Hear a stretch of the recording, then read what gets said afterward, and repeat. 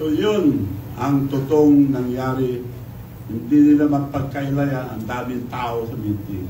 So sir, may tampo po kayo kay Pangulo? Ano no? Ang ayaw ko lang na ginawa niya, alam nyo, hindi ko inintindi yung mga insultong ginawa sa akin. Nagpunta kami sa Japan, bagong labas lang. Sa presidential table, dinensyon niya lahat.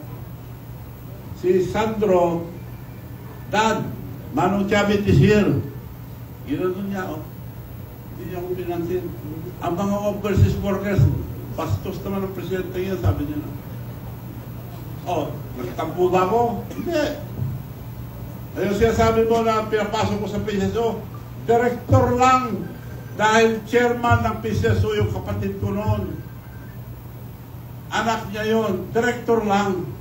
Oo, ang dami naman yan eh.